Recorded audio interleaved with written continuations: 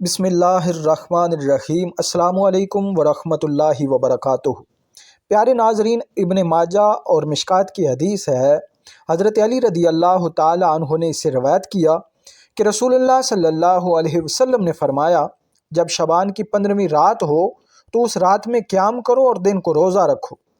اس رات میں اللہ تعالیٰ اپنی شان کے لائق آسمان دنیا پر تشریف فرما ہو جاتا ہے، اور اس رات اللہ تعالیٰ کے فرشتے اللہ تعالیٰ کے سامنے بندوں کے سال بھر کے اعمال نامے پیش کرتے ہیں، اور اس کے بعد اللہ تعالیٰ اپنی شفقت سے اپنے بندوں سے اس طرح خطاب فرماتا ہے کہ ہے کوئی مغفرت مانگنے والا کہ میں اس کے گناہ بخش دوں، ہے کوئی رزق مانگنے والا کہ میں اسے رزق دوں، ہے کوئی مصیبت میں گرفتار کہ میں اسے معافی عطا فرماؤں، ہے کوئی مانگنے والا یہاں تک کہ فجر طلوع ہو جاتی ہے۔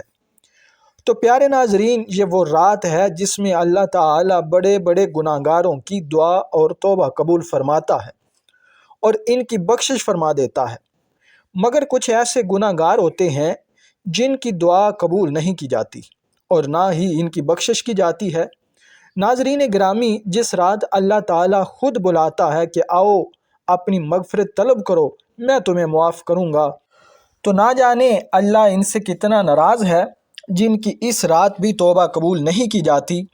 تو آئیے ان کا اختصار کے ساتھ ذکر کرتے ہیں تاکہ ہمارے اندر کوئی ایسا گناہ موجود ہو تو ہم شب برات آنے سے پہلے توبہ کر لیں، اور اگر کوئی شخص اس سے پہلے سچی توبہ کر لے گا تو ضرور اللہ تعالیٰ اس کی بھی دعا قبول کرے گا اور اس کی بخشش بھی فرمائے گا۔ ان بد نصیب لوگوں میں سے ایک شخص وہ ہوگا مشرک، شرک کرنے والا۔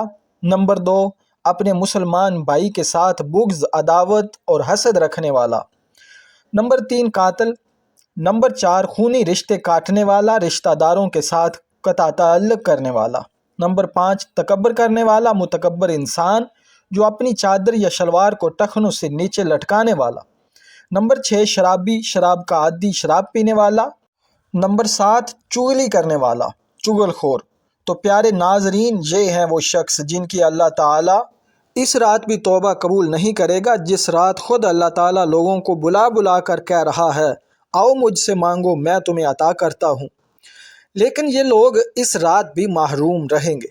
تو پیارے ناظرین، اگر ہمارے اندر کوئی ایسا گناہ موجود ہے تو شب برات آنے سے پہلے ہی اللہ تعالیٰ سے گڑ گڑا کر توبہ کر لیں۔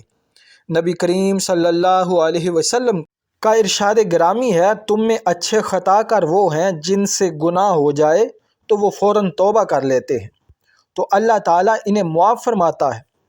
تو ناظرین گرامی، ان گناہوں کے سبب انسان ایسی عظیم رات جن میں لاکھوں کروڑوں لوگوں کی بخشش کی جاتی ہے، لیکن ان گناہوں کا مرتکب انسان دعا کی قبولیت سے اور بخشش سے محروم ہو جاتا ہے۔ تو محترم ناظرین، اس رات کے آنے سے پہلے اللہ کی بارگاہ میں سچی توبہ کر لیجئے، اور آخر میں اللہ تعالیٰ سے دعا ہے کہ اللہ تعالیٰ آپ کے گناہوں اور میرے گناہوں کو معاف فرمائے اور اپنے محبوب کا صدقہ ہماری دعاؤں کو قبول فرمائے اور ہماری بلا حساب و کتاب بخشش فرمائے۔ آمین ثم آمین۔ آخر میں آپ سے گزارش ہے کہ ہمارے چینل کو ضرور سبسکرائب کریں اور کمنٹ سیکشن میں ضرور اپنی رائے کا اظہار فرمائیں۔ ملتے ہیں اگلی ویڈیو میں، تب تک کے لیے اجازت دیجیے۔ اللہ حافظ۔